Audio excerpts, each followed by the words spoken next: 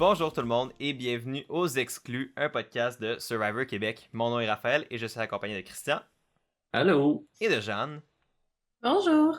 Et on est ensemble aujourd'hui pour se parler de la semaine 6 de Survivor Québec. Donc officiellement à peu près la mi-parcours de la saison. On est rendu dans la fusion, les choses vont de bon train. On s'est laissé sur une élimination un conseil de tribu chaotique la dernière fois qu'on s'est parlé, avec l'élimination de Spoiler Alert Sylvain.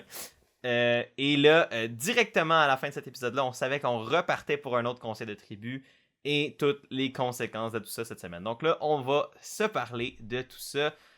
Comment vous avez trouvé ça cette semaine? Je sais qu'il s'est passé quand même beaucoup de choses, fait que c'est le fun qu'on puisse en parler. Jeanne, toi, la semaine, comment tu l'as trouvé? J'ai trouvé ça le fun. On dirait que c'est un peu plus dynamique, là. Tu sais, la semaine passée, on avait parlé que c'était un peu long, que on sentait qu'on attendait la fusion. Ben là, on est dedans, puis ça bouge plus que je pensais à date. Fait que moi, je suis contente. J'avoue que, comparé à la semaine passée, on était comme, bon, il peut-tu se passer quelque chose? Là, là c'est l'inverse, on est comme, oh my god, on en a plein dans la face, puis c'est tant mieux. Mhm. C'était-tu un sentiment que tu partageais, toi, Chris, ou t'étais... Oui, 100%. C'était une bonne semaine. Puis mon winner pick, il bouge les choses et j'adore ça. Stirs the pot. Let's go, Sango. Non, vraiment, toute une semaine. Je pense que. En tout cas, je sais pas pour vous dans les commentaires ou vous, ceux qui écoutent ça, mais moi, je me rappelle que j'écoutais les épisodes, puis j'étais comme, waouh, ok, là, il y a de quoi qui se passe. Là, les gens commencent à penser un peu plus à leur game individuel. Là, les gens commencent à se Mhm. positionner par rapport à tout ce qui se place ou s'est placé dans le jeu. Et ça a vraiment. Ça a vraiment commencé à pas péter, mais à bouillir. Ouais, ça sent bien. Ça Ça sent sent... bien. Exact. Puis, parlant de commentaires sur YouTube, on a eu plein de beaux commentaires sur notre dernier épisode. Fait que je voulais juste remercier tout le monde. C'était le fun à lire. J'ai mis des petits pouces, là, mais je voulais le mentionner. Merci Ouais, d'être ouais. à l'écoute et d'être là chaque semaine, puis de triper autant que nous. Je pense que ça paraît également dans vos commentaires que vous aimez autant les exclus que Survivor Québec. Euh, et avant de se lancer, si vous n'avez pas vu les quotidiennes de cette semaine, ou pas toutes, c'est le temps d'aller les écouter parce qu'on va divulgacher le tout, parce que c'est comme ça qu'on va bien l'analyser. Écoute, je pense qu'il va falloir que je te laisse les rênes de la chaîne. Tu fais trop bien ça, Chris. Merci. Ok, donc, Fun ben, fact, oui, attends, vas-y. excuse-moi. Non, C'est vas-y, vraiment vas-y. par rapport, Vas-y, mais vas-y. est-ce que vous savez qu'il y a le mot spoil va maintenant être dans le petit revers 2024? Ah, ouais. Je vais pouvoir dire spoil sans me sentir mal. Yes. Où s'en va le français? Ouais, Man, c'est ça. Survivor est un show sketch. Je sais quoi la pub, là, mais. Ouais, c'est le Faucon Pèlerin Ouais, ça, est un est animal. tellement sick. Est un... Survivor Québec est un show tellement sick. L'Alliance est un peu sketch, mais... Fait que shout-out à François Legault s'il écoute les exclus. Ça serait la personne que je m'attendrais comme le moins à écouter. Tu sais, dans la hiérarchie, je suis comme, ok, Jean-Thomas Jobin, je pourrais me dire, si on a écouté quelques-uns, ok, ça me surprendrait pas. Quelques joueurs de Survivor Québec me surprendraient pas. Genre, une ou deux célébrités random, peut-être qu'ils pourraient l'écouter parce qu'ils aiment Survivor. Puis C'est vrai après qu'on fait ça, juste glisser notre opinion politique au cas où François Legault nous écoute. là, t'as François Legault qui était au bas de ma liste de ceux que je pense qui nous écoutent en ce moment. Mais, Disons que le 30 000 il n'y a personne de content. Alright. bref, mais que vous soyez François Legault ou non, c'est le moment. Si vous aimez les exclus, ben, n'hésitez pas à aimer, partager, commenter. C'est toujours apprécié. La petite log. Bon, rentrons dans le vif du sujet. C'était tellement une drôle de phrase si vous êtes François Legault ou pas. Faut pas que les gens qui sont pas François Legault se sentent pas concernés par nos vidéos, Ouais. voyons. Tous les gens qui sont pas François Legault, mettez un pouce à cette vidéo, partagez et commentez. Sur ce début d'épisode absolument chaotique, rentrons dans un tribal tout aussi chaotique.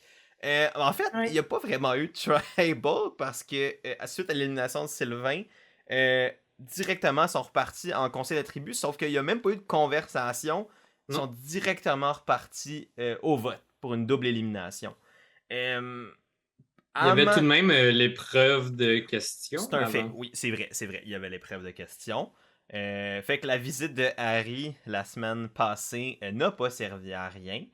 Qu'est-ce que vous avez pensé du retour d'un challenge de plus style questionnaire? On n'a pas vu ça depuis des années à Survivor aux États-Unis. Puis toi, Jeanne, pense même pas que t'en avais vu dans le passé. Comment t'as trouvé Non. ça comme challenge versus ce qu'on a vu à date cette saison? Ça m'a fait penser au challenge de Big Brother. Ah, c'est quand même... c'est pas fou! Là, c'est vrai qu'il y a plus de Euh, questionnaires à Big Brother. Fait que ouais, bon exact. flash. Ben, j'ai trouvé ça le fun, puis tu sais, on s'en doutait là, que la visite de Harry, c'était pas juste pour leur faire découvrir les merveilles des Philippines, mais Mhm. aussi pour un challenge futur. Fait que moi, je trouvais que c'était le fun, puis tu sais, mais justement, c'était comme un peu inattendu, fait que c'est comme un bon challenge rapide entre, tu sais, pour rajouter une élimination dans la soirée même. Moi, j'ai trouvé ça bien. Je trouvais que c'était bien fait. Puis le système de pointage, c'est un challenge à élimination directe. Donc, dès que tu avais une mauvaise réponse, t'étais hors de la compétition. Je pense que c'était un. Autant que c'est dommage parce que ça fait en sorte que si le monde foire rapidement, puis ça a quand même été le cas, ben le challenge peut être vraiment court, mais en même temps, fait que tu as moins de questions, les connaissances sont moins mobilisées, mais en même temps, si tu veux y aller vraiment express, puis gauler, puis pas que ça prenne 4 heures, Mhm. le format élimination directe, je pense qu'il était quand même bien choisi dans ce moment-là. Mhm. Puis tu sais, personnellement, on pouvait pas tant participer parce que right off the bat, c'était des questions de choses qu'on n'avait pas vues dans Ben, il y en avait que l'émission. oui, il y en avait que non. Ouais, il y en avait quand même pas mal que non. Là. Il y a eu 4 questions, donc il y a eu la question des îles, il y a eu la question de l'animal, cela on le savait. Ben comme c'était Ouais. des trucs qu'on a vus. Ah ouais, c'est vrai que le serpent, ouais. Le C'est nom vrai, des c'est d'abord. le nom des îles, on le savait, il avait dit. Je Le pense qu'il y en nombre a une d'îles, ouais. ouais, il y a une Ouais, question que la Bon. seule qu'on savait pas, c'était si tu avais comme la sève d'une plante sur toi, qu'est-ce qu'il fallait que tu Mhm. fasses, là. on C'était savait la première question. ouais, on Ouais. savait que Chris, évidemment pas Chris toi, mais Christophe dans le show qui disait comme moi je fais mes besoins avec cette feuille-là, mais on savait pas comme qu'est-ce qu'il en était de la réponse. Mais bref. Donc, ce challenge-là qui a été remporté par, surprenamment considérant comment le montage nous le montrait, mais par quelqu'un de Tiaga, ou ben de ex-Tiaga, maintenant qu'ils sont ensemble dans une seule tribu, c'est Maryse qui a remporté le challenge et Mhm. qui va être immunisée pour ce deuxième conseil tribal express. Bon, Ça m'étonne pas tant parce non, non que, plus. tu Non. sais, elle avait parlé, quand que Harry était venu, elle avait parlé que son copain, si je me trompe pas, il est d'origine philippinoise. Fait que, euh, je l'ai-tu dit, c'est-tu la bonne façon? Non. Non. Damn it. Je... La On s'en bête. fout, hein. Rendu là, je vais juste assumer que je sais pas comment conjuguer des habitants et d'origine et des adjectifs de place. La kryptonite de Chris, les Ah, gentilés. C'est la géographie. la géographie. Shit. Euh, Bref, mais oui, le point reste que, en effet, le Oui, chum de c'est ça. Fait que Maryse. c'est des choses qui l'intéressaient, puis elle Exact. a dit après ça que genre elle était full passionnée par ça, puis ça faisait en sorte qu'elle était plus proche également elle se sentait plus proche de son copain qui est pas à Survivor pendant qu'elle est là-bas. Hein. Mhm. Fait que moi ça m'étonne pas tant. Non. Puis, honnêtement, moi, je l'ai mentionné quand on parlait, comme quand on supposait qu'il allait avoir un challenge comme ça. Moi, je les challenge de connaissance de la place où t'es. Surtout quand on l'espère, Survivor va peut-être se déplacer d'un endroit ou l'autre. On sait pas encore qu'est-ce qui va être de Survivor au Québec. Là, on sait pas si ça va avoir une saison 2. On sait pas s'il y a une saison 2, ça va être où, ça va être filmé. Mais, au début de Survivor aux États-Unis, c'est qu'il changeait de place à chaque fois.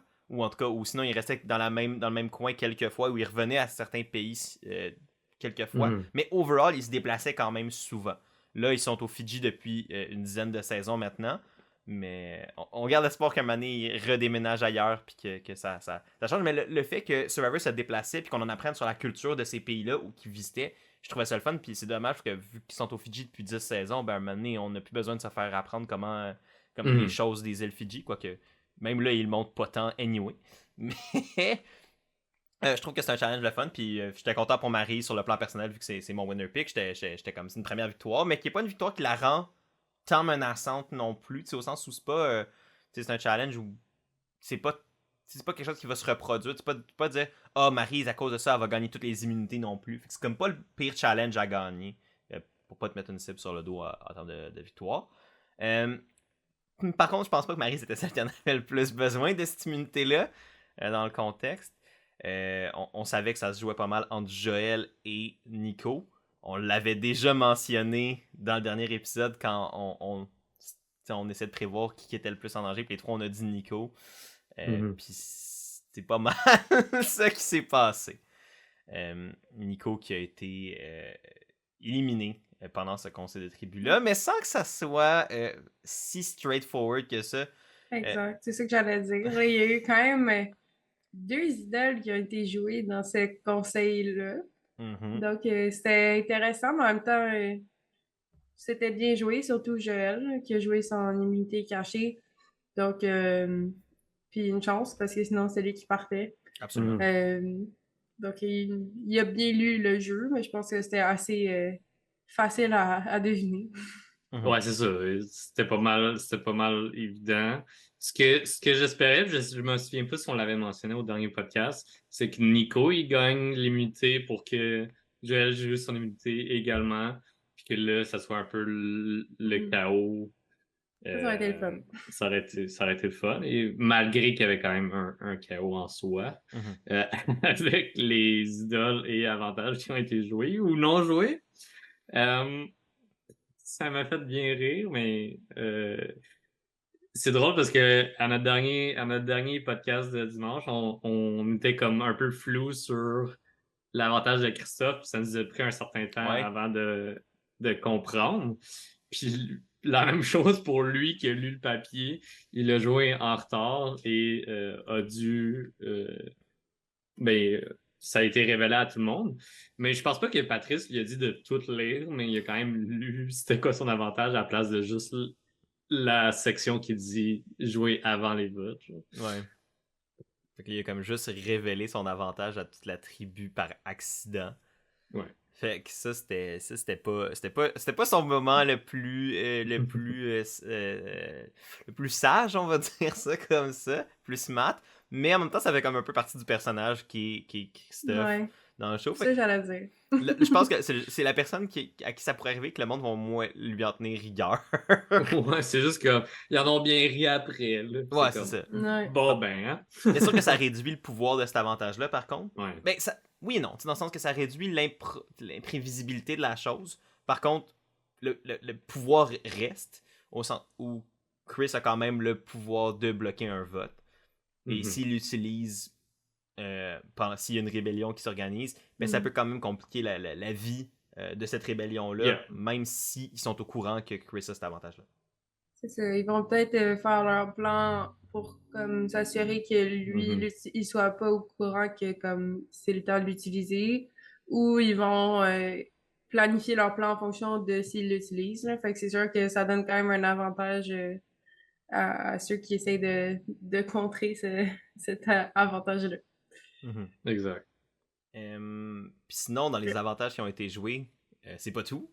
Parce que non seulement, comme on l'a dit, Joël a joué son idole pour lui-même, qui était le bon call. Il a, sauf erreur de ma part, bloqué 7 votes grâce à ça. Ouais, quelque chose de même. Parce qu'il y avait 2 votes Nico, 1 vote Kim. Exact. Le reste c'était Joël. Exact. Fait que il a quand même bloqué 7 votes, qui est pas le record, mais assez proche du record. Il me semble que le record de votes bloqués en une seule idole, c'est 9. Fait que, en tout cas, aux États-Unis. Il y a peut-être dans les versions internationales que je connais pas, là, mais aux États-Unis, je pense que le record, c'est 9. Fait qu'il est quand même pas loin d'avoir brisé ce record-là. Et c'est pas tout, comme je disais. Sango a également joué son idole sur Kim. Dans un move qui m'a quand même un peu surpris. Oui, mais après ça, sa justification, j'ai vraiment aimé ça. Ouais. Tu sais, malgré que lui, il a voté pour Joël, il a quand même joué l'idole sur Kim puisqu'il savait que c'était une cible. Puis en même temps, il était comme, ça me dérange pas que ça allait juste bloquer un vote puis ça n'a rien changé. Parce qu'il était tanné d'avoir la pression de l'Alliance de devoir la jouer pour JJ ou Christophe. Ouais, que c'était pas son idole, mais l'idole du groupe. Ouais, c'est ça, l'idole de l'Alliance, puis il était moins down pour ça. Fait que de s'enlever cette pression-là, oui, il peut pas se protéger, mais je pense qu'il enlève une pression, puis il peut un peu plus naviguer, puis il est comme moins redevable, Mhm. je trouve. Puis contrairement à Karine, que là, on a vu qu'il se revirait vers Chris puis JJ pour leur demander si elle jouait son idole pour eux. Et tout le contraire de ce que Sango voulait faire avec son idole, tu sais. Fait que je trouve que c'est un beau contraste de chaos dans ce conseil de tribu-là. Qu'est-ce que vous pensez, vous, de Karine qui joue un peu la game pour JJ et Chris? Moi, je suis jamais fan de ce genre de jeu-là. Tu sais, j'en ai parlé, je pense, dans d'autres épisodes, là, mais à un moment donné, surtout là, avec la fusion, tu sais, tu joues plus pour ta tribu, là. Il va falloir que tu joues un peu plus pour toi. Puis, je veux dire, si tu dois tout le temps demander la permission, au leader de ton alliance pour faire quoi que ce soit, je pense que c'est comme peut-être pas la meilleure position, mais pour ta game personnelle.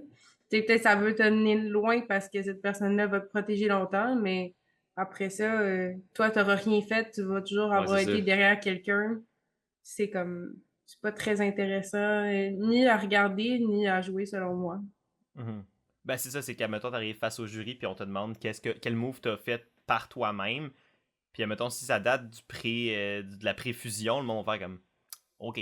Ça fait un petit bout que t'as pas, tu sais, que t'as pas pris de décision par toi-même. Fait que Nous? c'est sûr que la position de Karen dans tout ça, j'ai trouvé ça. Ben, j'ai trouvé ça particulier parce que, premièrement, je sais pas si elle avait révélé son idole au gars ou non. Fait qu'elle se retourne, qu'elle fasse. Est-ce que je la joue me laissait soit A, présager qu'elle l'avait déjà dit, présumer qu'elle avait déjà dit, ou B, qu'elle l'a juste révélé sur le tas, puis qu'elle était comme je vais dealer avec les conséquences après. Mais sauf qu'elle l'a tellement pas fait subtilement que il y a clairement d'autres personnes que Chris et JJ qui l'ont vu. Fait que là, elle a comme. Moi, c'est ça que je trouve le plus dommage dans la situation. C'est qu'elle prenne une chance qu'elle la joue ou qu'à la limite, qu'elle se questionne sur le fait d'utiliser pour Chris et JJ me dérange pas tant. Parce que protéger Chris et JJ à ce stade-ci du merge, c'est quand même bon pour Karen. Parce qu'elle est vraiment probablement la troisième de ce trio-là. Fait qu'elle est pas tant dans une mauvaise position à ce moment-là si JJ et Chris restent.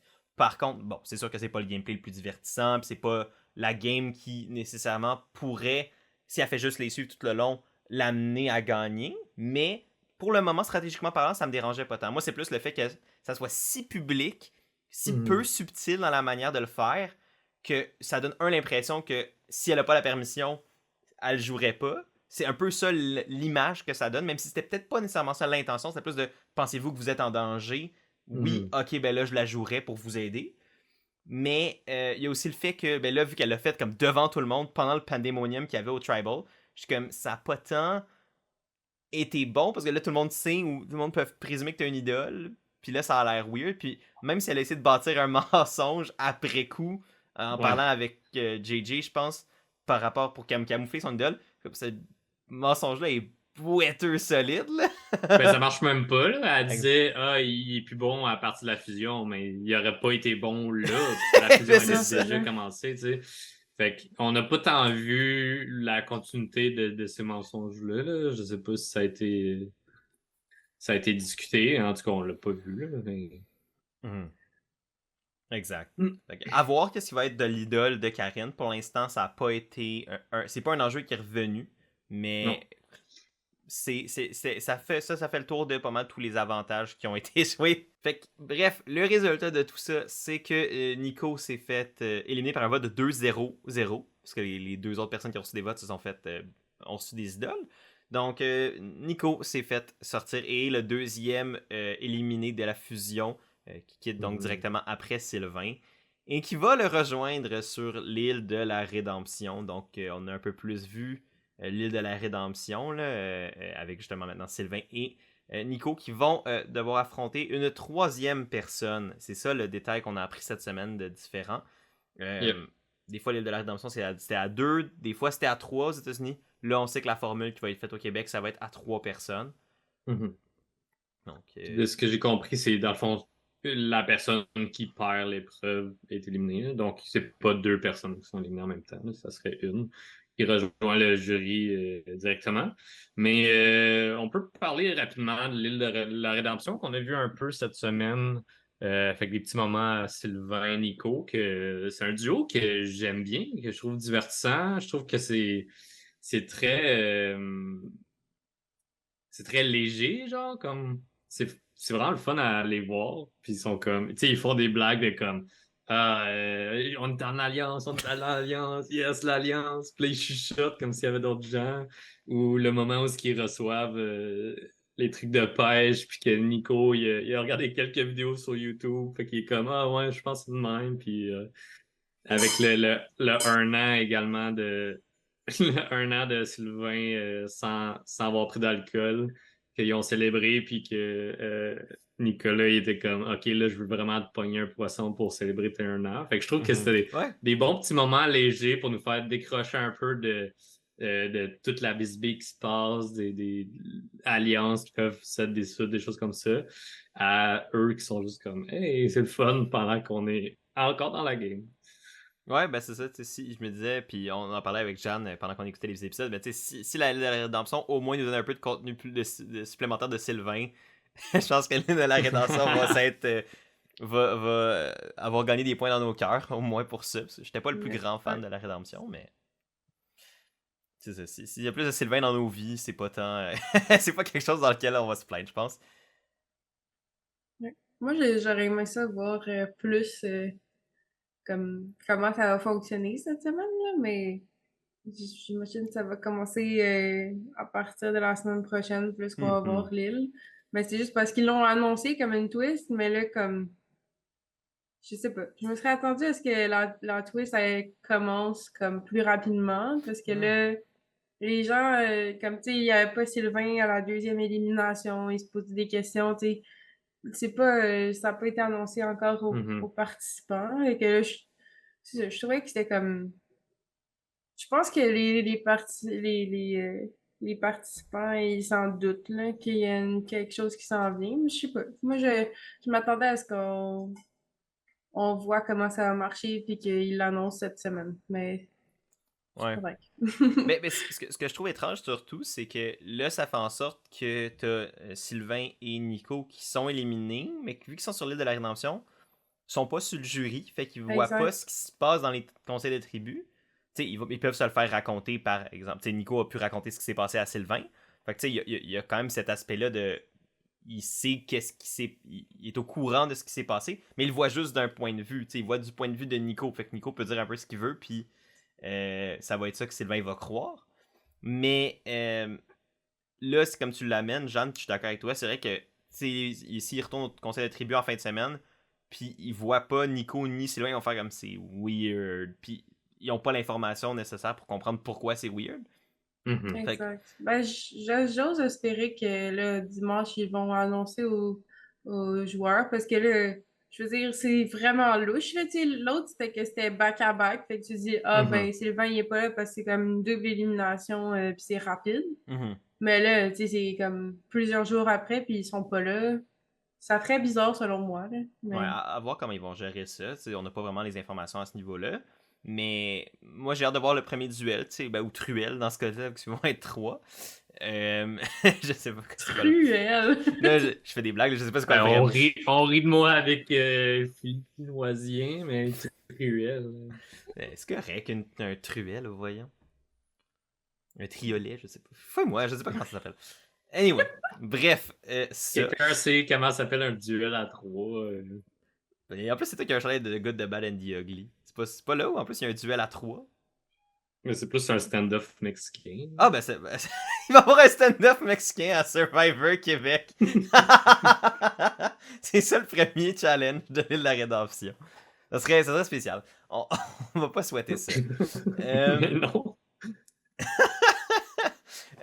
Sinon, on voit, maintenant que le merge est lancé, que là, tous les joueurs et joueuses vivent sur la même plage, parce qu'ils n'ont pas vraiment énormément de temps pour comme s'installer avant les conseils de tribu qui ont vécu. Là, cette semaine nous a permis un peu plus de rentrer dans les dynamiques de tribu, dans l'élaboration du camp. On a vu qu'ils ont eu le merge feast avec le PFK dont on en a parlé l'autre fois. Là, ils ont pu décider d'un nom de la tribu. Maintenant, il s'appelle Pag-asa, qui veut dire espoir en, je présume, en tagalog, qui est le dialecte philippin. Mais je sais pas si c'est vraiment tagalog, mais ce serait mon guess. Et ils ont aussi pu faire une tradition qu'on n'avait pas vue à Survivor US depuis longtemps, mais pu faire leur drapeau de camp. Donc, c'est un petit moment assez cute où ils ont pu décorer le tout. Et on a d'ailleurs vu aussi, je pense que c'était JJ se mettre des chiffres qui lui portent chance sur son chandail, puis tout ça. Donc, c'est une petite scène de vie, mais au moins, c'était le fun de pouvoir voir un peu plus les dynamiques de tout le monde qui vit ensemble sur la même plage, comme une tribe mergée, ce qu'on avait à peine eu le temps de voir la semaine passée. Yes, c'est surtout tout le monde ensemble qui est chill, puis Joël qui se fait surveiller à, à chaque seconde de chaque jour. Ben, on peut en parler de JJ qui fait des pieds et des mains pour être tout le temps là pour le surveiller. Là. Ça n'a pas de bon sens. Il refuse d'aller à des récompenses juste pour surveiller Ça n'a pas de bon sens. Joël, des choses comme ça. Là, ça pousse encore plus l'archétype du parrain auquel que j'ai fait référence dans les dernières semaines. Une des choses qu'on a vues qui s'appelle le Body System. C'est de quoi qu'on a vu dans Survivor US, plus dans des vieilles saisons. Que c'est que tu es tout le temps en groupe de 2 minimum pour qu'il n'y ait pas trop d'informations qui se propagent ou qu'il n'y ait pas justement une recherche d'idole comme qu'il suppose que Joël veut faire et qu'il fait cette semaine. Fait que c'est vraiment pour contrôler la perte d'informations ou la découverte de certaines choses. C'est ça. Pour le contexte, c'est que généralement à Survivor, quand une immunité cachée est jouée, la tradition est qu'il y en a une autre qui est réintroduite dans le jeu jusqu'à un certain stade. Là, quand il approche trop de la fin, il arrête de faire ça. Mais à ce stade de la saison, quand une idole est jouée, une immunité cachée est jouée, il y en a une autre qui est réintroduite. Donc, la logique serait qu'il y en a une cachée présentement sur l'île où Pagasa habite. Et là, c'est évidemment Joël qui sait qu'il est un peu tout seul contre tout le monde. Parce que là, Sylvain et Nico, les deux alliés solides qu'il y avait, sont plus là. Fait qu'il est pas mal tout seul contre l'alliance de JJ et compagnie, qui est rendu tout le monde sauf Joël. Donc 8 personnes versus 1.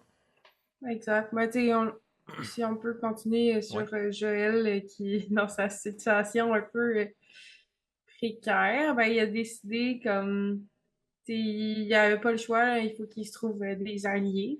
Fait qu'on l'a vu pas mal au début de la semaine, il me semble, et, aller parler avec Sango, puis il a décidé de tout lui raconter ce qui s'est passé, tout là.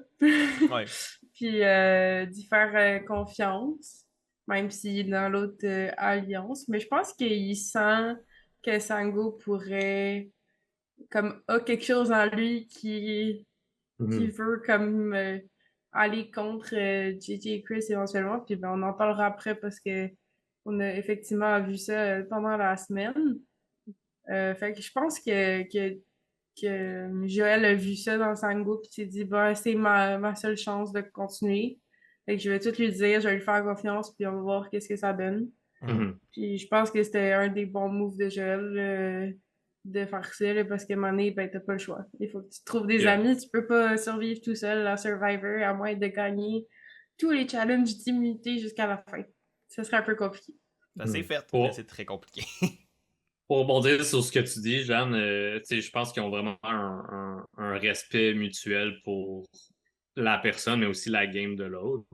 Puis les deux se sont pas mentis depuis le début, là, comme ils ont été honnêtes un avec l'autre. Puis même dans cette discussion-là, Sango, il dit, mais comme, je te respecte beaucoup, mais t'es clairement vraiment fort, puis c'est pour ça qu'on veut t'éliminer. C'est pour ça que moi aussi, je veux t'éliminer.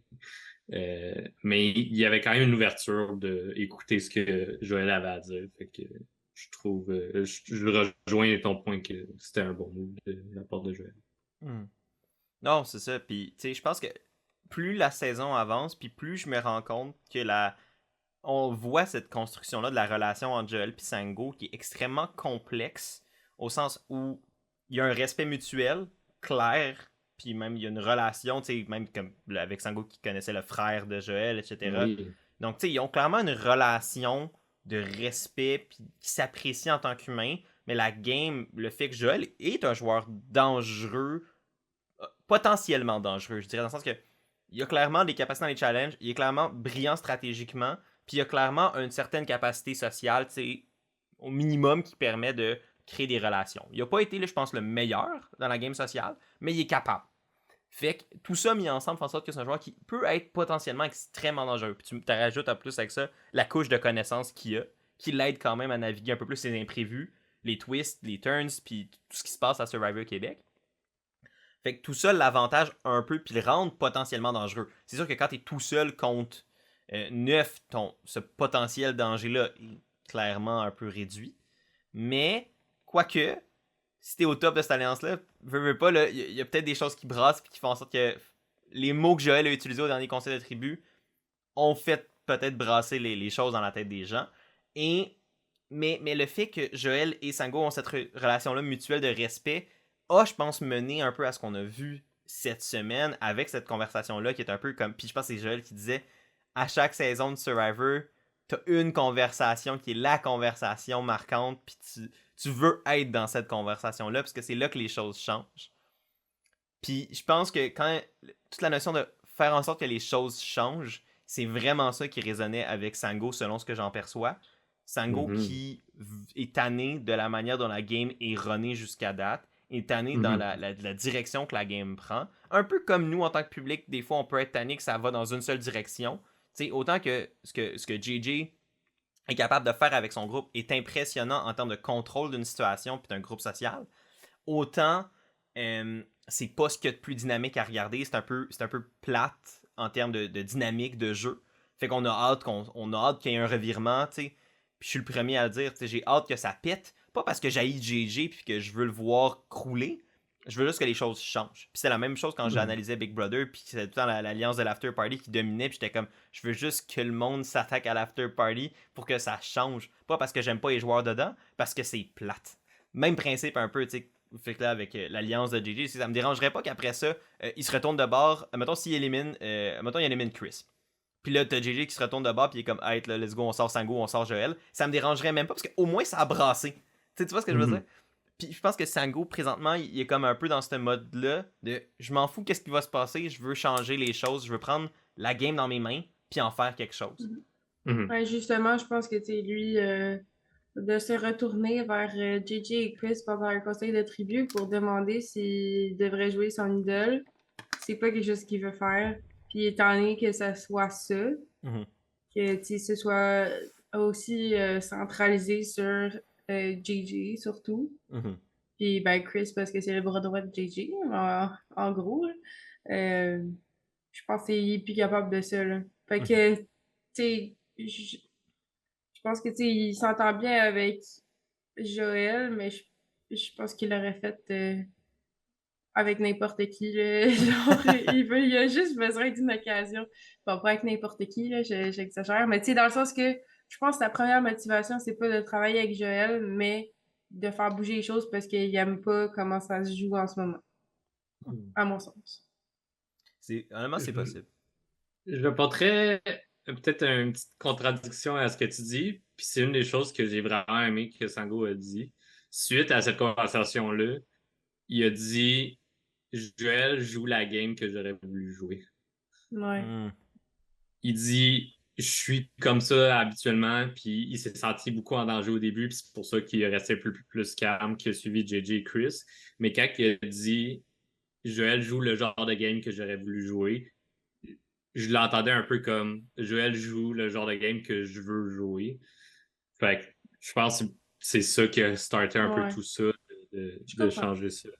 Fait que je pense que Joël, c'est vraiment le pilier de sa décision à ce point-ci, là, de comme, OK, c'est intéressant quand il joue, puis comme, il est dangereux, puis il est bon. Je veux prendre ma place, je veux être dangereux et bon aussi. Tu sais. Ouais, c'est fair. Je comprends ton point, je comprends tout à fait, puis je suis quand même d'accord. Mais je pense que les motivations viennent un peu partout, là. Il était tanné, puis ben, il y a Joël qui était une belle inspiration pour le futur. Mais c'est que tu vois quelqu'un qui, justement, tu sais, Joël a besoin de. Il prendrait n'importe quelle perche parce que rendu là, il est au bas de. Tu sais, il est au. Pas juste au bas de l'alliance, il est au bas de tout. Il est au bas des dynamiques sociales dans la tribu présentement. Puis s'il retourne au conseil de tribu sans immunité, il est éliminé pratiquement assurément. Ouais. Puis pour venir à Sango, je pense qu'une motivation additionnelle, puis qui vient un peu avec ce que quand vous disiez par rapport à la manière dont les choses sont gérées du côté de l'Alliance. T'as fait mention, Chris, tantôt du body system, puis je pense que c'était un des points aussi que Sango a mis le doigt dessus par rapport à la manière dont l'Alliance est gérée, c'est que JJ, par sa manière d'être comme un joueur, sa manière de jouer la game, c'est qu'il aime être en contrôle de l'information. Puis quand il est pas en contrôle de l'information, il est super insécure, il panique, puis c'est un peu le point que Sango a martelé tout au long de la semaine. Et puis le body system, puis ces choses-là, le fait d'être en contrôle du flot d'informations, puis de tes joueurs, tes pions sont où dans l'échiquier, mais t'amènes énormément de sécurité puis de confort parce que tu sais où les choses vont. Il y a moins de chances que ça pète quand tu sais tout ce qui se passe. Mais sauf que ça, c'est un style de gestion, de micromanagement, puis au final, pas tant faire confiance à ton monde, parce que faut ça devient un irritant. Ben, ça devient un irritant, puis c'est devenu un irritant pour Sango. Puis tu sais, il était comme, il dit, je m'en vais voir, puis ça va être une conversation qui va revenir plus tard, mais quand il dit, je m'en vais voir Joël, parce que c'est la décision du groupe d'aller suivre Joël pour s'assurer qu'il trouve pas d'idole, mais que quand je reviens de ces conversations-là avec Joël, je me fais enquêter par JJ sur qu'est-ce qu'il m'a dit, qu'est-ce qui s'est passé, qu'est-ce qui s'est... T'sais. Puis après ça, il me fasse plus confiance parce que je traîne trop avec Joël, mais c'est parce que c'est comme une espèce de servicieux dans la gestion de l'Alliance qui fait en sorte que Sango est pas à l'aise avec ça. Puis c'est un peu ça. Puis c'est pour ça que je pense que le style de gestion de JJ à date fonctionne parce qu'il y a une manière dont la game était jouée qui fonctionnait pour ça. Mais en effet, il y a des gros red flags potentiels avec ce style de gestion-là et des triggers potentiels. Et Sango a clairement frappé ce trigger-là. Et c'est ça qui a amené tous les plans qui se sont passés cette semaine pour peut-être venir changer les choses. Parlons du premier challenge de l'épisode, donc challenge de récompense. Jeanne, tu veux-tu nous lancer là-dessus? Yes. Donc, un challenge en équipe. Puis, la récompense, c'était d'aller sur un bateau et de manger un bon barbecue en équipe. Fait que c'est fun. Très fun comme récompense, selon moi. Désolé, il faut que je prenne une gorgée et tout. Puis, donc, les chefs d'équipe ont été tirés au hasard. Et ça a été Sandrine et Karine, merci. J'avais un blanc sur la deuxième personne. Puis après ça, à tour de rôle, ils devaient choisir les membres de leur équipe. Puis vu qu'ils sont 9, il y a une personne qui n'avait pas d'équipe et ça a été Justine cette semaine. Donc, elle est repartie au camp. Je vous laisserai raconter ce qui s'est passé. Puis sinon, les deux équipes devaient s'affronter dans une course à obstacles. Après ça, ils devaient aller se lancer dans la boue, accumuler le plus de boue sur eux, puis aller remplir des pots de boue avec la boue qu'il y avait sur eux. Donc, ils devaient pas en transporter dans leurs bras ou whatever. Ils devaient juste comme enlever la boue sur leurs bras, sur tout ça, puis essayer de remplir le pot le plus rapidement possible. Puis après ça, il fallait lancer de la boue sur des cibles pour essayer de les briser. Puis voilà, en gros. C'était le fun. Ça avait l'air drôle de sauter dans la boue. Ça avait l'air drôle. Pour tout le monde, sauf pour une personne. C'est-à-dire, si t'es Kimberly, ça avait pas l'air drôle, pas en tout comme challenge. Non, Kimberly qui est fini avec un entorse cervicale suite à ça, parce qu'avec ses dreads, ça avait pris tellement de poids que ça lui faisait mal au cou. Ben, tu la voyais, la pauvre, pendant le challenge, qui avait le cou même avec la... Ça avait l'air lourd. Ah, ça avait l'air lourd. Par contre, je vais faire un peu l'avocat du diable ici. Karine qui prend Kimberly comme first pick. Je trouve que, tu sais, Kimberly avait pas un bon track record pour l'instant dans les épreuves. T'sais, elle n'avait pas été mauvaise, mais elle n'avait pas été excellente non plus. Je pense qu'elle était comme très, très correcte.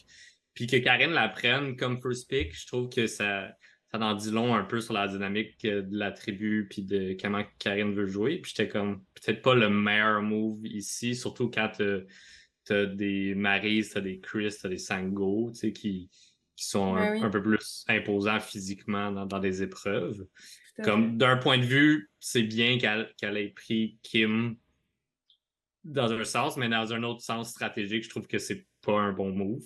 Puis Moi, ça, Ouais. c'est devenu un peu un flop dans l'épreuve. Tu sais, c'est pas de quoi que tu peux prévoir, mais mhm. quand Moi, même. je vais Ouais, amener ben, un je pense point. que.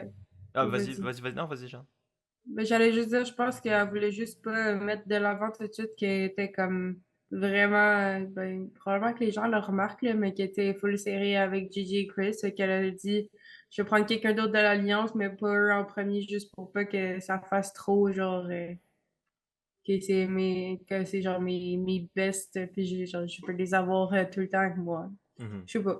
Non, c'est un bon point. Puis j'allais justement amener un point un peu tangentiel à ça par rapport à est-ce que le fait de choisir Kim était plus par rapport que s'il y a une récompense ou non, ben, au moins être avec Kim, puis que ça lui donne le temps de pouvoir y parler puis de bonder avec elle, considérant que c'est comme. Tu sais, ils savent un peu que c'est le top 4 avec. Tu sais, je pense que c'est Gigi qui l'avait dit que son top 4 c'est lui, Chris, Karen, Kim. Fait que justement, ben, tu sais, oui, il y a les gars qui sont super proches, mais tu sais, Karen, elle aussi, elle peut essayer de se rapprocher de Kim puis d'utiliser ça dans le top 4. Et moi, je me disais, est-ce qu'elle a pas choisi Kim dans ce contexte-là de comme, ah ben, je peux utiliser ce moment-là pour me rapprocher de Kim. Théorie, là, je veux dire, ça n'a pas été prouvé par le montage. Personne nous a dit que c'était ça le but. Mais je me suis posé la question pendant le. Ben, avec des discussions plus tard dans la semaine, c'est un bon point que tu apportes là. Je pense que Mm. ça fait du sens. Mhm. Juste Ouais. sur le coup, ma première impression, c'est vraiment ce que j'ai Ouais. dit plus tôt. Là. Mhm. Ouais. Donc, comme tu l'as dit, sinon, pour Justine, elle n'a pas été pigée, donc elle peut juste pas participer à l'épreuve et a été renvoyée au campement. Tout de suite. Tout de suite, là. Peut même pas voir le challenge, rien. Bye, tu retournes au campement. Ce qui est poche pour elle, tu sais, je veux dire, c'est jamais le fun ne pas être choisi dans des piges style secondaire, pige, tu sais, Maud. capitaine et tout ça. C'est le PTSD du primaire solide. Yep. Mais, mais c'est pas. Sa récompense à elle n'était pas en vain. Mais en fait, cette situation-là n'était pas en vain parce qu'elle a eu le choix entre du riz pour toute la tribe ou des biscuits, un gros pot de biscuits qu'elle pouvait décider de garder pour elle ou les gens qu'elle voulait.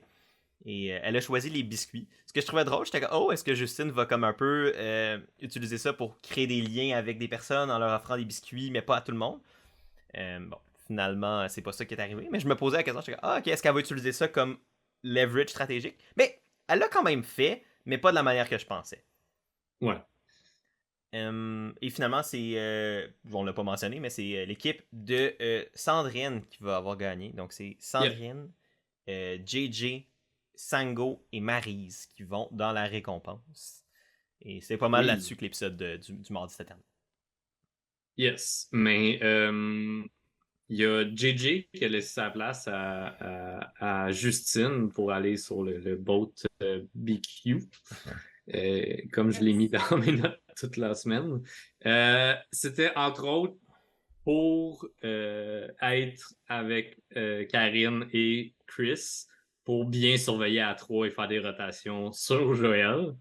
Ce que je trouve un peu intense, mais on en a déjà parlé plus tôt avec le body system et tout. Là. Fait que c'est vraiment ça leur principe. Que JJ s'assoit de la récompense pour s'assurer de tout ça, j'ai l'impression que ça l'enlève un petit peu d'importance sur. Genre, c'est comme. Je pense qu'il fait 100% confiance à Chris et Karine, mais dans ce cas-ci, on dirait que ça vient comme douter de ça. De Ouais. comme, ah, faut vraiment que je sois là pour que ça soit bien Ben, compris. c'est un peu comme on avait dit plus tôt, tu sais, comme on dirait que s'il est pas là pour l'entendre de lui-même, il va pas le croire quasiment, là. Mhm. Fait Ouais, que, c'est ça. il a vraiment besoin d'être là puis d'avoir le contrôle de l'information, là, c'est fou. Mhm. Yeah. Fait que ça permet à JJ de pas aller sur le board BQ, puis c'est là que les choses sont tramées un peu plus, comme qu'on a dit. Sango qui en profite pendant que JJ est pas là pour parler de son opinion sur l'Alliance, comment c'est géré, et qui sont les prochains. Hein? Il dit ouvertement que Justine est Nex, puis Sandrine, puis que pour l'instant, l'Alliance hésitait entre qui sortir des deux en premier. Les deux femmes s'en attendaient, puis étaient comme bien sûr, mais après ça, il y a eu d'autres moments. Mais dans le reste des éditions, Maryse qui est super contente que ce soit Sango qui prenne les devants là-dessus, parce qu'elle avait ce même sentiment-là, mais elle savait pas le positionnement de tout le monde dans cette alliance-là, puis comment que le monde ressentait tout ça. Puis que ça soit Sango qui prenne parole, elle, ça y enlève un peu la cible sur le dos, le blâme de c'est moi qui ai essayé de bouger les choses. Fait que ça la protège en même temps d'avoir un bon lien avec Sango. Fait que c'est surtout ça. Et un autre point, c'est que puis ça, je veux vous entendre là-dessus. Sango mentionne que pour avoir les nombres, il va falloir travailler avec Joël. C'est là que ça crée un peu plus de visibilité dans cette nouvelle alliance-là. Qu'est-ce que vous avez pensé de ce moment-là où il parle de faut travailler avec Joël puis qu'il y a eu des réactions un peu mécontentes? Ben, en général, là, si je peux parler du moment sur le bateau en général, moi j'étais contente parce que je me disais que ben, Sango il a bien comme compris la position de tout le monde dans l'Alliance pas mal, puis il a parlé aux bonnes personnes de ce plan-là, tu sais. Et il a bien saisi, tu sais, les personnes qui étaient les plus à risque dans l'Alliance. Donc moi je trouve que c'était un bon move de sa part. C'est risqué, mais pour faire bouger les choses, c'était la bonne chose à faire. Euh, pour travailler avec Joël, je me dis juste que les gens, tu sais, je pense que, mettons, Marie, ça la dérangeait pas tant que ça, là, mais c'est plus probablement Justine puis Sandrine qui s'entend pas bien à la base avec Joël, que ça tient un peu plus. Mais tu sais, je pense que c'est que JJ leur a tellement rappelé puis comme tellement dit souvent que C'est Joël est vrai. dangereux, Mais Sango que lui-même c'est l'a la dit personne à aussi. éliminer. Oui, oui. Sango lui-même n'a pas aidé à cette perception-là. Là, il est tout le temps comme Joël est Non, c'est ça. dangereux. Ben oui. C'est son Mais plan, comme, là. C'est son plan qui met en branle l'Alliance pour sortir Joël. Là. exact, C'est le plan exact. de Sango à la base. Ben, tu sais, je pense que Sango, il veut quand même comme c'est éventuellement dans ses plans de sortir Joël, là. Mhm. Oui, Ça oui. change pas ça, mais il sait que pour l'instant, c'est une personne à avoir de son bord pour changer les choses. C'est un bon allié vu qu'il cherche des gens avec qui il peut s'allier, justement. Mhm. Et que, ouais, moi, je pense que les gens ils ont hésité surtout parce qu'ils se sont fait marteler sans savoir que Joël était la personne à sortir. Mhm. Mais j'espère que ça va marcher. J'aimerais ça qu'il puisse faire confiance au plan de Sango là-dessus. Ouais. Mais tu sais. euh, ouais, excusez. Non, c'est ça, ce que j'allais dire par rapport à tout ça, c'est que l'affaire avec la station sur le bateau, pour moi, euh, j'aime vraiment comment ça a été amené, au sens où ça a vraiment été Sango qui explique les raisons de pourquoi c'est le bon moment de changer les choses pour les personnes sur le bateau. Mhm. Au sens où il a révélé le pecking order de l'Alliance. Puis ça, j'ai trouvé ça vraiment ballsy à faire parce que lui, il a mis toutes les cartes sur table. Fait que Mhm. c'est aussi celui qui a peut-être le plus à perdre. J'ai une question. Oui. C'est juste Oui. parce que tu as utilisé un mot que je connais pas. Fait que j'imagine que je suis pas la seule. Je sais pas si ça veut dire quoi, pecking order, Ah, personnellement. Fait pecking. qu'il faudrait le dire en français, s'il Ouais, vous bon plaît. point. Ben, l'ordre Merci. d'élimination. Ah, ça, Pecking. c'est plus clair. Ouais, Désolée. ouais. Ouais. Non, mais j'avoue, merci de m'avoir arrêté. Je suis habitué d'utiliser cette expression-là parce que c'est ce qu'ils utilisent souvent à Survivor aux États-Unis. Mais ouais, Pecking Ok. Order, en gros, c'est l'ordre d'élimination. Fait qu'exemple, dans l'alliance de Gigi, ben, la première personne à partir, ça serait Justine. Après ça, ça serait Sandrine, etc., etc. Mhm. Fait que ça, c'est le Pecking Order. C'est l'ordre d'élimination. Mhm. Donc, bref, en révélant cette information-là, Sango s'est mis super à risque. Ce qui est une bonne chose pour nous en tant que spectateurs, au sens où il a clairement mis tout en branle pour essayer que ça change, mais en même Mhm. temps, il fait un move très dangereux, au sens où ça pourrait très bien péter dans sa face si les plans sont révélés. Oui, mais je préfère ça. Moi Tu sais, aussi. comme Sango étant mon winner pick, comme au début de la game, j'étais comme, ah, ok, tu sais, il fait beaucoup d'erreurs, il reste tranquille, puis tout. Puis, je préfère que là, il joue la game qu'il veut, il prend des risques, il fait des Exact. moves. Puis c'est des moves calculés, là. On l'a vu avec ses explications, avec, tu sais, je pense qu'il est très honnête avec tout le monde, avec Maryse, avec Sandrine, avec Justine dans ce cas-ci, Mhm. puis avec Joël même plutôt, comme qu'on a dit. Fait que, il prend des risques, mais il est réfléchi en tabarouette. Fait que, Ouais. qu'il se fasse sortir après ça, je pense qu'il n'y a rien, il y a rien à s'en vouloir sur sa game, sur ce qu'il a fait. Puis je vais être super content, même s'il ne se rend pas à la fin. Tu sais. Mhm. Non, c'est ça, tu sais, je veux pas dire comme, il devrait pas brasser les choses parce que, tu Mhm. sais, clairement, il bénéficie aussi de brasser les choses si ça marche. Ouais. Fait que, clairement que, tu sais, moi, je suis dans la vie de Gann, go for it, essaye, parce que c'est vrai que présentement, dans la manière que les choses vont, Sango et c'est même pas dans le top 4, puis puis tu sais, il sent clairement que la relation de confiance avec JJ est Mhm. boiteuse au mieux. Donc, clairement, il y a un bénéfice pour lui de changer les choses. Fait que moi, je suis comme, go for it, essaye.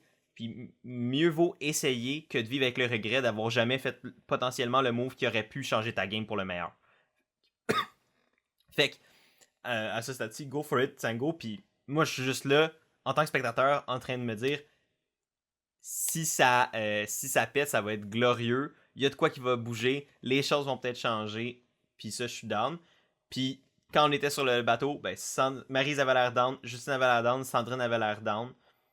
Ouais. Puis je trouvais ça. Il avait l'air down, mais Ouais, juste, il c'est ça. avait juste l'air. Ben non, je pense qu'il Oh, était. Je pense qu'ils sont sincèrement. non, mais Oui. ça, tous sauf une personne. Vas-y, parle-en, Jeanne. Oui. Donc, en revenant du bateau, tout le monde était down pour le plan. Puis là, t'as Justine qui a décidé d'aller jaser avec Karine, puis de tout y dire. Tout. Le plan de de Sango, plutôt. Euh, Fait que ça brise un peu l'idée d'être Mhm. en mode surprise, hein, Mais mais bon.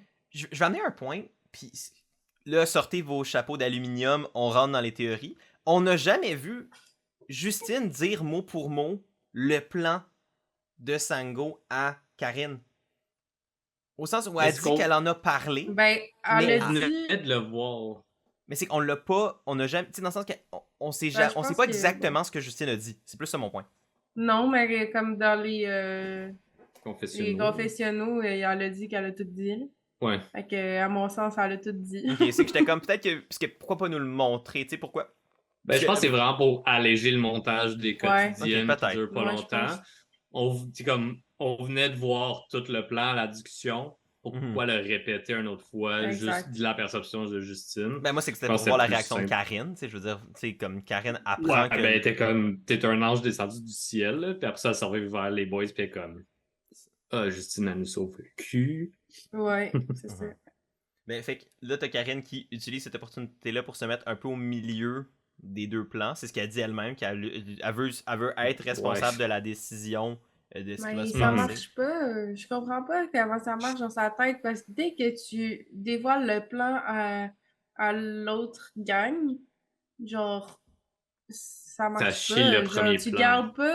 tu gardes pas un monopole de l'information. Je sais pas comment dire, mais Mhm. qu'est-ce qui est intéressant, c'est quand tu gardes l'information pour toi puis que tu joues des deux côtés. Mais là, elle a donné toute l'information à l'alliance de JJ, fait qu'elle a plus vraiment de levier là-dedans, là, à mon sens, en tout cas. Non, c'est ça. Si le plan pète, c'est pas parce que Justine va avoir voté avec eux, c'est parce qu'ils vont être au courant qu'il y a un plan contre eux. Ouais, Exact. c'est ça. C'est que là, ils ont encore plus de réflexion à faire parce qu'ils savent que Karine, elle a un idole qu'elle peut jouer sur quiconque.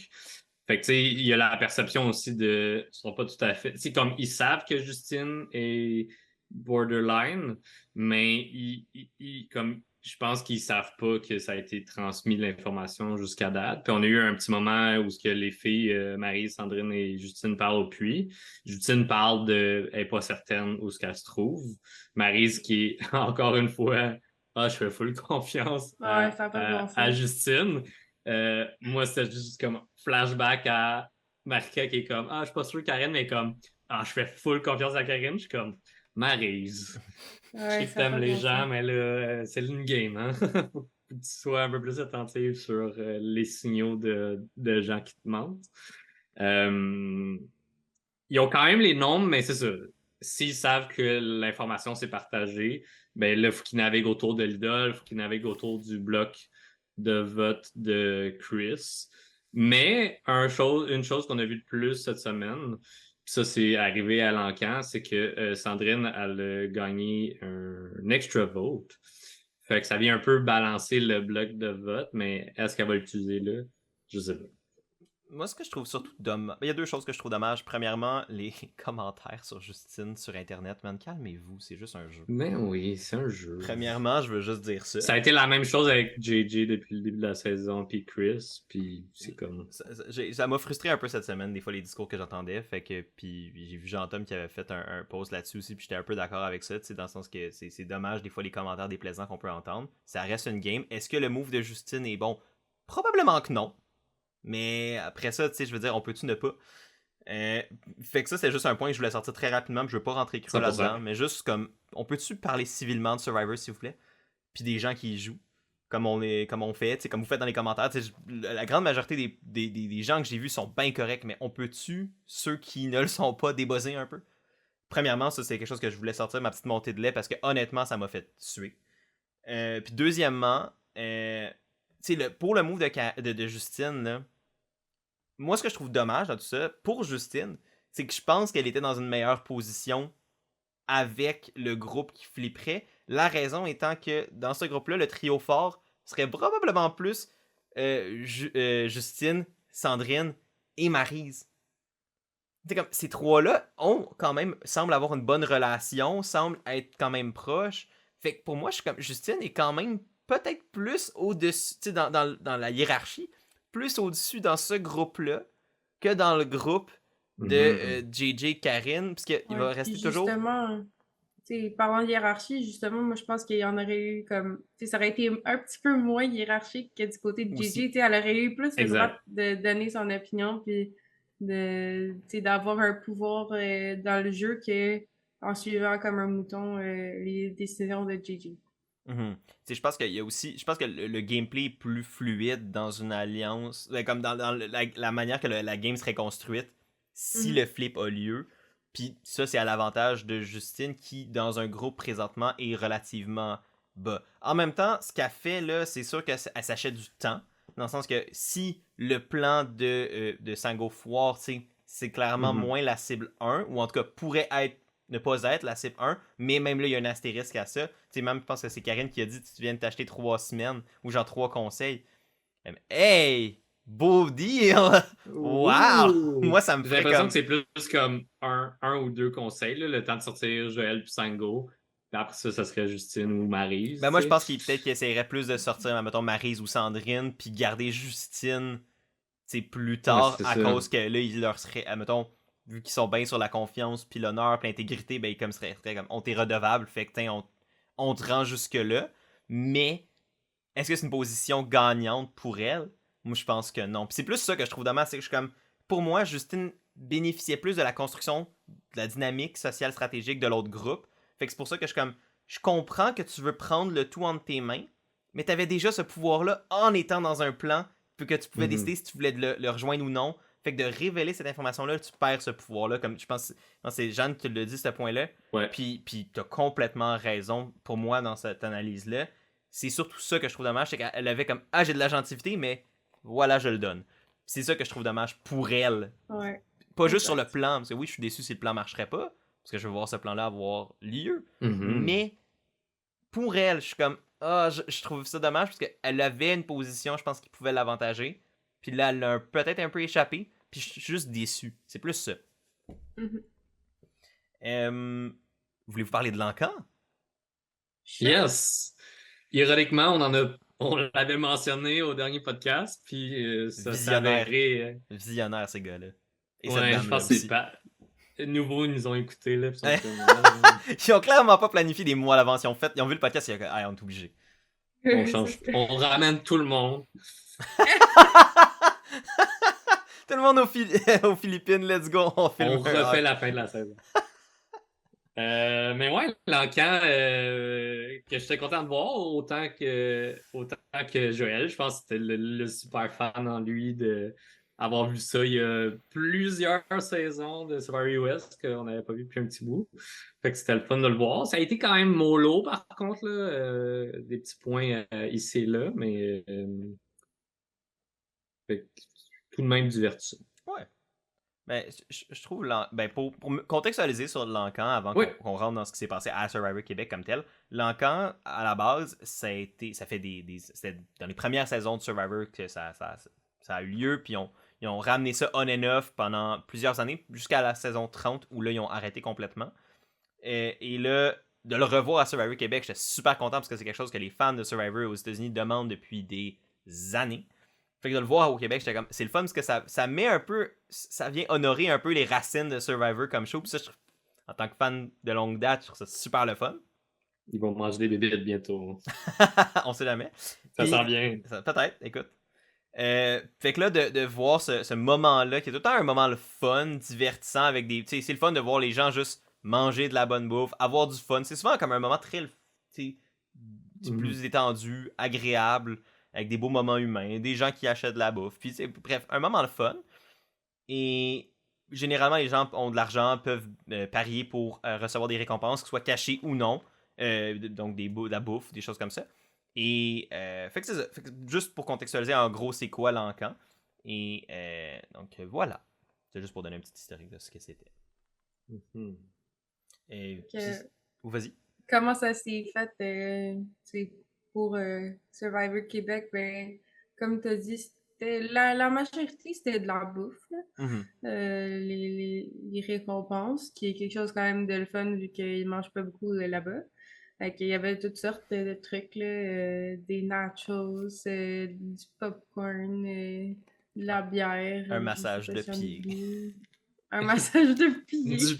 Du restant. Ouais, du restant du Merge Feast. Plein de PFK. Ouais. La poutine, même. Parce que, c'est Survivor Québec, faut qu'il y ait de la poutine. Ça, j'ai trouvé ça drôle qu'il y avait de la poutine à Survivor Québec. C'était le fun. C'était excellent. Ouais. Puis, autre que ça, il y a eu un avantage. Oui. Qu'on a déjà parlé, c'est Sandrine qui l'a eu.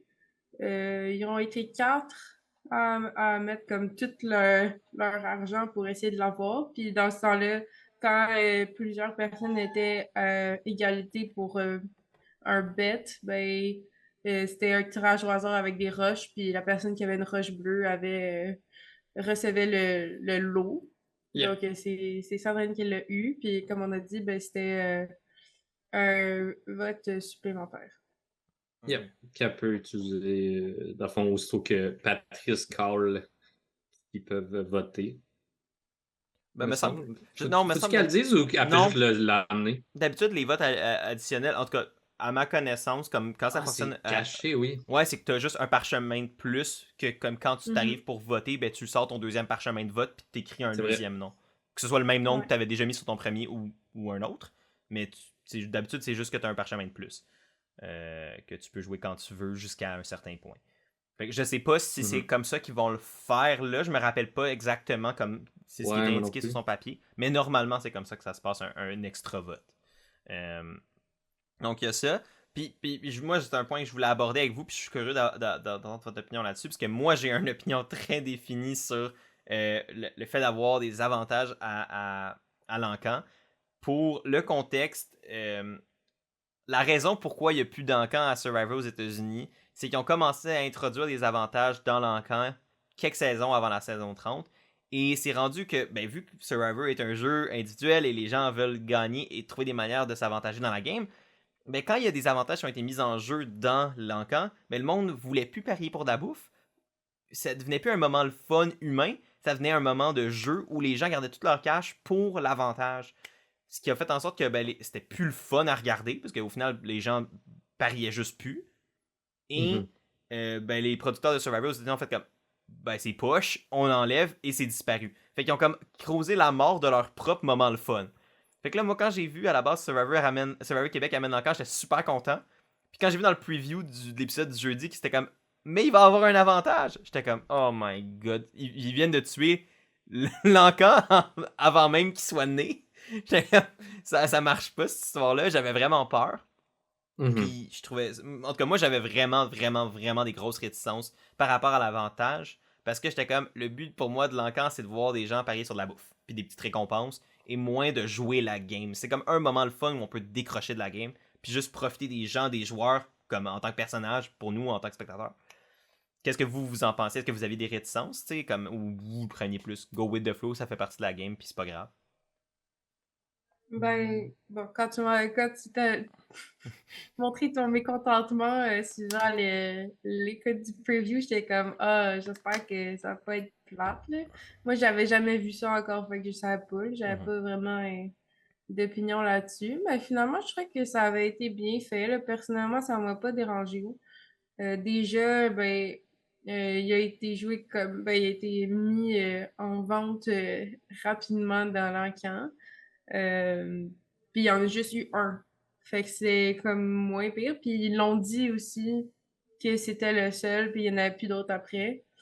Fait que je trouvais que, tu sais, oui, ça a été comme un petit moment plus stratégique, mais somme toute, je pense que ça l'a pas ruiné le moment, là. Moi, j'ai eu beaucoup de plaisir à voir Justine boire son mousseux en se faisant masser les pieds, puis mangeant du PF quand même.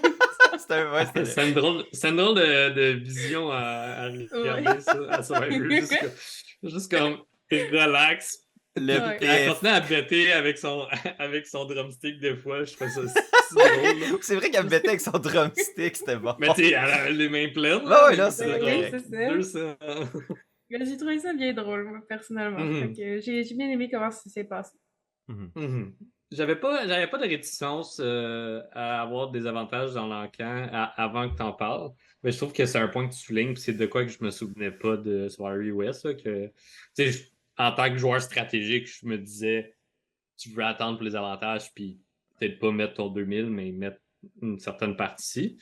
Mais t'apportes un très bon point, puis si on veut que l'encan revienne, peut-être pas à chaque saison, là, mais de temps en temps, c'est s'il y a un avantage, peut-être le mettre vraiment tôt, puis être clair, comme Patrice l'a fait là, de faire comme c'est le seul avantage, ou de juste parier de la bouffe, puis rendre ça le fun avec plus d'affaires moins nice, cachées, des choses comme ça, comme le riz et le verre d'eau que Joël a dépensé, je pense, 400 balles dessus. 1000 pesos.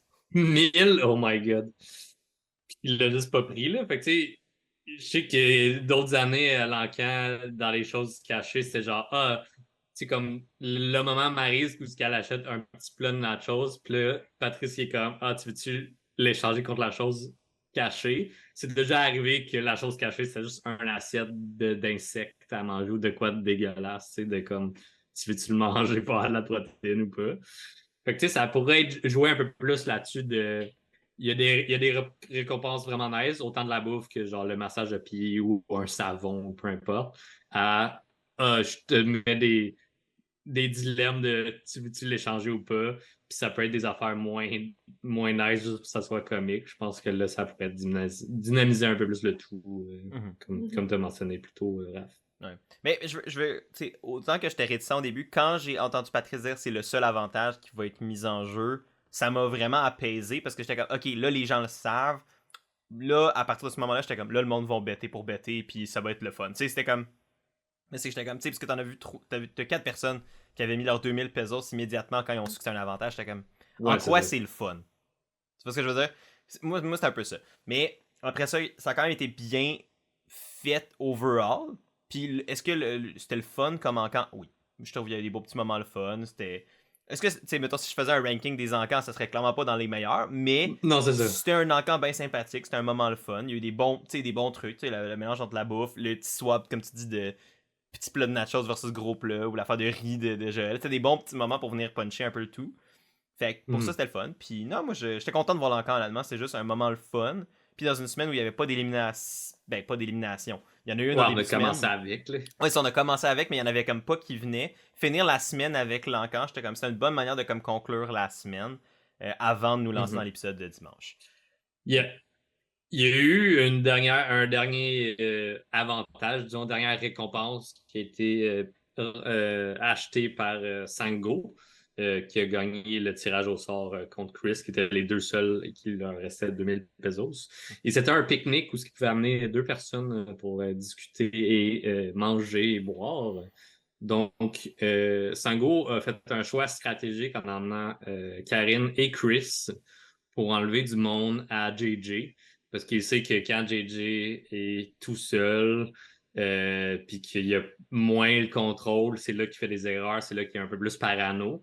Puis il voulait enlever un peu de surveillance dans le camp pour que les filles puissent un peu plus discuter, puis de jaser avec Joël, puis voir où que ça allait. Fait que je trouvais que c'était un bon point de ce côté-là. Après ça, ce qui a été dit durant le pique-nique, peut-être moins. Sango en a gros sur le cœur, je pense, puis il voulait être un peu honnête, un peu trop honnête dans ce cas-ci, avec Karine et Chris pour parler de son mécontentement de comment que l'Alliance est gérée, puis que ce soit l'Alliance de JJ, puis que l'information retourne toute vers lui, puis que la confiance tourne autour de lui. Chikraf, si tu avais une opinion là-dessus, je serais curieux aussi d'entendre l'opinion à Jeanne. Jeanne, si tu veux y aller en premier, comme ça. Sure. Vas-y. Ben, selon moi, il y a trop parlé, mais bon, je vais peut-être apporter une autre façon de voir les choses. Je pense que, tu sais, il veut, tu sais, on a dit qu'il a toujours voulu jouer comme Joël a joué. Ben, je trouvais que c'était un move très Joël voyons, du conseil de tribu de la semaine passée. Et c'était comme plus une façon de voir eux aussi, tu sais, leur réflexion sur est-ce que vous trouvez que c'est comme normal puis c'est correct? Puis dans ce sens-là, je trouve que c'est peut-être que ça va éveiller comme des choses en Karine et Chris à voir. Mais c'est sûr que c'est pas un bon move pour lui personnellement parce que ça peut comme justement éveiller les soupçons. Puis ben, de toute façon, ils savent déjà que bon, ils ont des soupçons contre Sango, là, mais moi, de la manière que j'ai vu ou que j'ai compris qu'il voulait faire ce move-là, c'était vraiment pour comme que Chris puis Karen réfléchissent à est-ce que c'est vraiment comme ça qu'ils veulent jouer leur game de Survivor. Mais je comprends que ça peut être mal vu et que ça va clairement pas être son meilleur move pour sa game personnelle à lui. Mais honnêtement, le point que tu amènes est vraiment intéressant parce que c'est vrai que c'est pas tant comme ça que je le voyais, mais j'avoue que la manière que tu l'expliques, puis ça me fait réfléchir à la manière qu'il en parlait, puis c'est vrai qu'il était pas comme on les blindside dessus, mais plus de comme, c'est comment vous voyez la situation, comment vous voyez l'alliance, puis ça en soi c'est pas mauvais, tu sais, c'est même ça te permet de saisir un peu les gens sont où puis tout ça.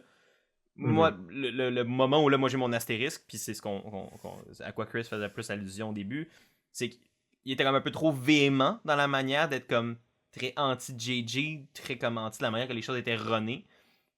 Où là, ça devenait quasiment plus un plaidoyer contre JJ que juste comme un sondage d'intérêt public. Mais, puis moi, c'est là que venait ma peur, c'est que je suis comme, pas tant que le plan va leak à cause de ça, mais que le plan marche ou non, vers qui ça va pointer super vite sur c'est qui l'instiguait, ce plan-là, c'est Sango, parce que c'est lui qui est allé poker justement plusieurs personnes pour mentionner le nom de JJ. Fait que moi, c'était plus ça. C'est que j'étais comme, que ça marche ou pas le plan, les doigts vont pointer vraiment plus vers Sango à cause des nombreuses conversations qu'il y a eu, incluant celle du pique-nique, puis une autre qu'il y a eu avec Kim qu'on a passé, qu'on n'avait pas mentionné, mais où il est allé voir Kim puis il a révélé que Karen l'avait dépassé justement dans le pecking order, dans le classement préférentiel de l'Alliance. 100%. Puis ce qui est honnêtement pas tant faux non plus, tu sais, je veux dire, il a dit la vérité. Je pense que, selon moi, Karen et Kim sont... Parce que Karen est peut-être plus élevée dans le top de JJ, puis Kim est plus dans le top de Chris. Mais overall, dans le groupe, c'est clairement que Karen a pris une coche d'importance qui pourrait venir mettre en jeu la position de Kim. C'est si le but de Kim, c'est de se rendre en finale contre JJ puis Chris, puis de les battre, admettons, en disant, eux, ils ont joué une game que moi, j'ai profité d'eux comme bouclier pour ma game, blablabla. Mais là, elle a peut-être pas la chance de se rendre dans un top 3 avec eux parce que Karine pourrait prendre sa place. T'sais. Ouais, mais tu sais, comme Kim, je pense ça l'a pas trop brassé sa cage. Elle était plus comme, OK, j'entends, mais je pense que je suis mieux avec eux. Mhm. Puis, tu sais, comme elle n'est pas allée dire, en tout cas, on l'a pas vu aller dire aux autres, ah, Sango, il me dit que j'étais rendu quatrième dans votre alliance. Mhm. On a surtout vu Karine essayer de se créer des liens avec Kim, puis dire comme, hey, j'ai pas pris ta place, je pense qu'on s'entend bien, puis qu'on se comprend sans même se parler. Fait que c'était surtout ça. Ouais. Mais en même temps, c'est ça. J'ose croire que Kim va peut-être plus se réveiller sur quel est le meilleur chemin pour moi, compte tenu du facteur Karine. Je pense que c'est ça qui vient changer un peu le chemin qu'elle avait vers la finale. Exact. C'est vraiment quoi faire avec Karine. Mais tu sais, ça peut devenir elle et Chris et quelqu'un d'autre qui sort Karine pour reprendre sa place top 3. Tu sais. Mhm. Fait que, à voir de ce côté-là. Je pense que ça fait pas mal le tour des épisodes de la semaine. Ça nous laisse avec un épisode dimanche qui pourrait être le clash un peu entre l'alliance de JJ et la peut-être contre-alliance ou le plan pour faire brasser les choses de Sango. Pour l'instant, on ne sait pas où ça s'en va tout ça. Ça va être intéressant. Et en plus de tout ça, qui est déjà, je pense, va amener à ce que l'épisode soit pimenté, on a un challenge assez classique de Survivor qui revient au grand malheur de Chris, qui est vraiment J'ai tellement hâte. C'est full de fun de voir Maryse dans une couverture rusher sa vie, puis Sango qui a pas l'air filé non plus. Non, donc le challenge en question, c'est Dernier Souffle, qui est le challenge où les joueurs doivent garder leur souffle sous l'eau pendant que la marée monte. Un challenge quand même iconique. Après ça, est-ce que c'est apprécié de tous? Clairement pas. Je pense que c'est un challenge que certains aiment pas. Puis là, en plus, avec les previews qu'on a vus, il y a des joueurs qui, malheureusement, vont devoir avoir de l'intervention médicale. Je tiens à rassurer, puis c'est ce qu'on voit, puis ce qu'on a entendu, que personne est en danger grave. Tout le monde était correct après. Fait que ça, au moins, c'est une bonne nouvelle, ça rassure, puis ça fait en sorte qu'on va pouvoir profiter de l'épisode sans avoir cette espèce de malaise-là de « Oh my God, est-ce qu'ils sont corrects? » On le sait qu'ils vont l'être, qu'il n'y a pas de problème. Mais sur le coup, ça on a déjà mentionné que l'équipe médicale est comme juste en dehors du cadre. Ouais. Le cadre caméra, pour pas péter l'immersion de l'épisode, nous montre juste le challenge, mais souvent, quand il y a des challenges dans l'eau, ils sont dans des bateaux prêts à intervenir. Fait que c'est encore le cas là. Fait qu'au moins ça va être. Ça me rassure à ce niveau-là. Puis ça. Je pense que. Mais c'est un moment qui va peut-être montrer à quel point Survivor c'est pas une blague. T'sais. Puis je pense que le monde le savent que Survivor c'est pas une blague. C'est un jeu difficile physiquement. Puis évidemment, on souhaite pas de malheur à personne. Puis ça, c'est la base et la moindre des choses. Mais j'ai hâte de voir ce que ça va donner tout ça. C'est sûr que j'ai pas hâte de voir les joueurs être en difficulté. Mais clairement, ça va être un challenge, je pense, qui va marquer les esprits. Je pense que ça, c'est quelque chose auquel on peut s'attendre. Mais moi, la question que je vous pose alors, c'est malgré tous les revirements de situation qu'on a entendus, tous les plans, faux plans, revirements de situation, qui pensez-vous qui va être le plus en danger dimanche? Qui a le plus de chances de se faire sortir? Jeanne, as-tu une réponse prête pour nous ou tu veux passer ton tour? Je vais laisser Chris répondre. Ok. Je peux y aller parce que j'ai réfléchi un peu à stratégiquement qu'est-ce qui serait le meilleur move pour la contre-alliance de Sango. Puis je pense que Karine serait le meilleur move. Dans le sens que j'ai l'impression que si elle joue l'idole, ça va être un peu plus évident de la jouer sur un JJ ou un Chris, qui est peut-être une plus grosse cible pour la contre-alliance de Sango. J'ai l'impression que Karine serait le meilleur move pour affaiblir l'alliance, pour affaiblir JJ. Puis, elle a menti plein de fois à Maryse. Puis je pense que ça peut être un bon facteur de comme on lui fait pas confiance. Puis surtout s'ils apprennent que Justine est allée voir Karine, puis que tu sais comme Karine est le pont entre la contre-alliance puis l'alliance de JJ. Ouais. Moi j'allais un peu dans la même direction que toi, dans le sens que je pense pas qu'ils vont pouvoir viser JJ parce que là, ils vont savoir quel plan a été un peu dévoilé, là, moi, je pense ils vont être au courant. Moi, je serais allée avec Chris. Je vais voir si Christophe pourrait pas Chris tie-dye pour partir cette semaine. Mais ouais, j'allais un peu dans le même vibe que toi, mais je vais aller viser un peu plus haut, voir. Et puis Bon, toi, Raph? Ben, je sais pas, j'ai une partie de moi qui a peur que ça va tout chier cette histoire-là, puis que ça va être justement genre un. Moi, honnêtement, la manière que je pourrais le voir, c'est que ça se retourne un peu contre Justine ou contre comme quelqu'un au bas. Comme, c'est dans le sens que l'information sait que ça vient d'une personne, fait qu'ils font comme, hey, écoute, pourquoi on fait pas juste virer d'un bord. Mais je pense pas que ça va nécessairement être ça, mais je pars à travers les scénarios dans ma tête. Ah, c'est dur à dire. Je vais dire. Je pense que, honnêtement, Chris m'a quand même convaincu avec Karine. Avec ton argumentaire est quand même très bon. Moi, le seul hic, puis la seule raison pourquoi je suis pas full in, mais comme je vais dire que c'est Karine, mais je suis pas all in, c'est qu'elle a l'idole, puis je sais qu'elle va quand même. Elle pourrait oser le jouer pour elle-même. Fait que dans ce cas-là, si elle joue l'idole pour elle-même. Moi, je Ça pense dépend pas. juste de l'information. Ouais, ben c'est ça. Mais comme. Je pense qu'elle a quand même un instinct de survie. Puis autant qu'on l'a vu prête à jouer cette idole-là pour JJ puis Chris, puis que c'est un peu comme une idole pour les trois, je pense que si elle sent que son nom, même si elle a peut-être un risque que ce soit JJ ou Chris qui part, elle va le jouer pour elle-même quand même. Moi, c'est juste ça. Ouais, je comprends, mais tu sais, comme dans l'idée de qu'est-ce que Chris a dit, moi, je le vois, tu sais, mettons, ils savent que là, Justine est pas fiable Mhm. pour leur plan. Ben, ils vont juste comme un peu dévier le plan sur quelqu'un d'autre.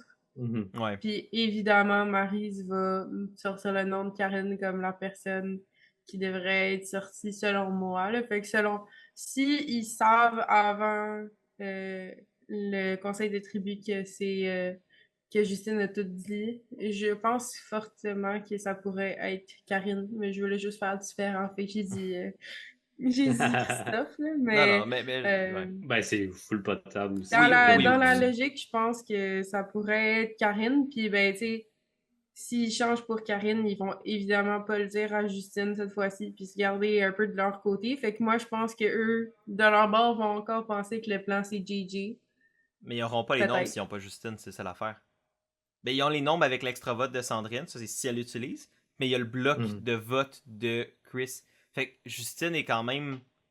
À moins qu'ils réussissent à flip Kim, mais ça, pour moi, pas tant. Tu sais, je vois pas comment ça pourrait se faire. Ils ont besoin de Justine à cause du bloc de vote de Chris. Puis, fait que c'est pour ça que moi je suis comme. Si, admettons, le plancher vers qui ça se retourne, puis c'est sûr que la réponse facile c'est Joël. Mais en même temps, je me dis, ça va dépendre aussi de qui gagne l'unanimité. Ouais. Moi, je me dis, si Joël gagne l'immunité, c'est peut-être ce qui va amener à ce que le plan go all-in, parce que là, il y a comme plus de choix facile. Ou sinon, ça va être Sango, mais comme. Ça va être Sango. Tu sais, il y a eu des discussions que l'alliance de 4 voulait sortir Sango avant le top 6. Ouais, ils veulent peut-être même le sortir avant Justine.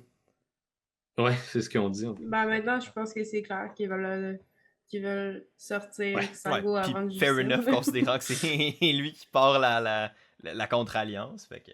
Ben, écoute. Ouais. Plein de scénarios. Le fait qu'on ait sorti comme après 7 noms montre à quel point je pense que c'est une dynamique présentement qui est explosive dans la tribu. Puis c'est ce qu'on souhaitait, fait que tant mieux. Ouais.